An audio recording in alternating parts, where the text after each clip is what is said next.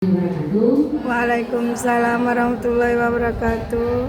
Bapak Ibu semua, saya mohon izin untuk berbagi seperti yang kakak saya sampaikan kemarin, bahwa kami dari hari Senin hingga Jumat kemarin telah melakukan pelatihan pembelajaran mendalam.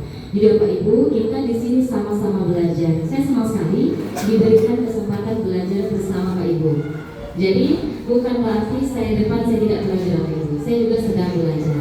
Mohon izin Pak Fasil, Pak Sirna, Pak Yanda, Pak Ketua, mohon izin. Baik, dalam kesempatan ini ya saya berkesempatan untuk menyampaikan kerangka kerja pembelajaran mendalam pada tahap pengalaman belajar. Nah, tadi sudah disampaikan konsepnya, ya sudah sebelumnya, Ibu. Konsep pembelajaran mendalam sudah disampaikan, dimensinya apa saja, prinsipnya apa saja. Nah, sekarang kita masuk pada pengalaman belajar.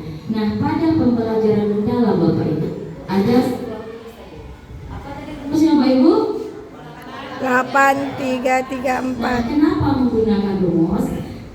Kita kalau ingin menelpon seseorang, nomornya harus lengkap baru bisa masuk, bisa sampai ke nomor orang tersebut, ya tidak?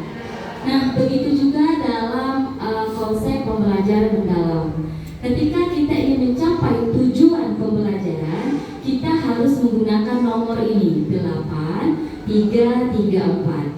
8 dimensi profil lulusan, ya, 3 prinsip pembelajaran, 3 pengalaman pembelajaran, dan terakhir kerangka pembelajaran. Baik, next. Nah, kita masuk pada pengalaman belajar Bapak Ibu. Dalam kehidupan sehari-hari kita sudah sering mendapatkan pengalaman. Setiap hari yang kita lalui adalah pengalaman. Coba saya tanya sama Ibu, pengalaman apa saja nih yang pernah Bapak Ibu hadapi ketika mengajar murid dalam kelas? Pengalaman apa Bapak Ibu? Kurang minat belajar. Pengalamannya kurang minat belajar. Oke, boleh Pak Zura. Muridnya masih. Oke. Nah, di sini apa itu pengalaman belajar? Izin Bapak Ibu ya, adalah proses. Jadi bukan hasil Bapak Ibu ya. Nah, ini mindset kita yang perlu kita luruskan ya. Proses yang dialami peserta didik murid kita dalam memperoleh ya, apa saja prosesnya? Keterampilan, pengetahuan, keterampilan, dan nilai-nilai melalui berbagai aktivitas pembelajaran seperti diskusi, ceramah, mengerjakan proyek, ya.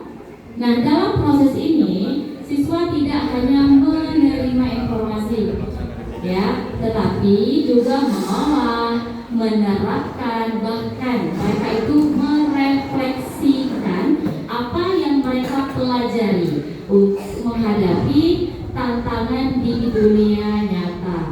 Nah, ada 3 saja, lebih simpel Bapak Ibu, hanya 3, ya, yaitu apa? Memahami, mengaplikasi, dan merefleksi. Jadi Bapak Ibu, pembelajaran mendalam ini lebih menyederhanakan. Yang pertama itu adalah memahami. Bapak Ibu pasti sudah sering, saya ya, bagaimana membuat murid itu paham dalam mencapai tujuan pembelajaran. Gampang kan ini Bapak Ibu ya? Bisa ya? Buat murid sekedar memahami, ya. Nah, di sini tahap memahami itu yang bagaimana? Sebelumnya, ya, tahap awal peserta didik untuk aktif mengkonstruksi pengetahuan agar dapat memahami secara mendalam konsep atau materi dari berbagai sumber dan konteks, ya. Nah, pengetahuan pada kelas ini terdiri dari, ya, pengetahuan esensial, ya, pengetahuan aplikatif, dan pengetahuan nilai dan karakter. Nah, dengan pendekatan aktif dan konstruktif, peserta didik tidak hanya menerima pengetahuan secara pasif, sehingga membentuk fondasi pemahaman yang menjadi dasar untuk mengaplikasi pengetahuan dalam situasi kontekstual atau tahapan selanjutnya. Terus yang kedua Nah, pengalaman belajar mengaplikasi ini menunjukkan aktivitas peserta didik. Nah, terus yang ketiga merefleksi, bagaimana pada tahapan merefleksi, ya. Nah, pada proses ini di mana peserta didik mengevaluasi, ya, dan memaknai proses serta hasil dari tindakan atau praktik nyata. Praktik tadi kayak proyek, ya, misalkan yang telah mereka lakukan. Nah, tahap refleksi melibatkan regulasi diri sebagai kemampuan individu dalam mengelola proses belajarnya secara mandiri. Meliputi apa? Yang pertama perencanaan, pelaksanaan, pengawasan, dan evaluasi terhadap cara belajar mereka. Nah, merefleksi pengetahuan artinya peserta didik memperluas dan menerapkan ide atau solusi baru. Next.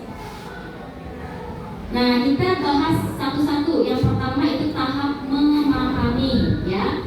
Nah, tadi sudah dijelaskan pada tahap memahami itu ada kita untuk mengkonstruksi pengetahuannya. Ada 3 di sini jenis pengetahuannya. Pertama, pengetahuan esensial. Yang kedua, pengetahuan aplikatif. Yang ketiga, pengetahuan tentang nilai dan karakter. Bagaimana karakteristiknya? Nah, yang pertama itu adalah menghubungkan pengetahuan baru. Jadi memahami itu artinya mulut kita itu mampu menghubungkan pengetahuan baru dengan pengetahuan sebelumnya. Misalkan tadi menerapkan nilai Pancasila. Anak-anak pernah tidak melihat orang berdoa? Pernah, Bu. Kapan? Misalkan di masjid, Bu. Nah, itu sudah mengaitkan pengalaman dia yang lama dengan yang baru yang akan sedang dia pelajari sekarang, yaitu Pancasila nilai istilah pertama, ketuhanan yang Maha Esa dan Tak Tuhan, ya. Terus menstimulasi proses berpikir peserta didik. Nah, bagaimana mereka itu bisa berpikir, jangan semata-mata dari materi yang ada di buku. Yang ketiga, menghubungkan dengan konteks nyata dari atau kehidupan sehari-hari. Bertanya, di mana kamu lihat orang berdoa?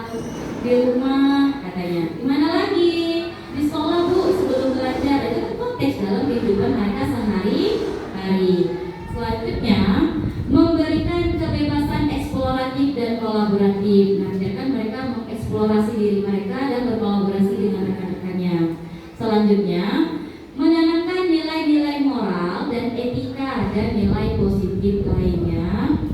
Terus mengaitkan pembelajaran dengan pembentukan karakter peserta didik. Karakter tadi yang 8 tadi ya Pak Ibu, ya.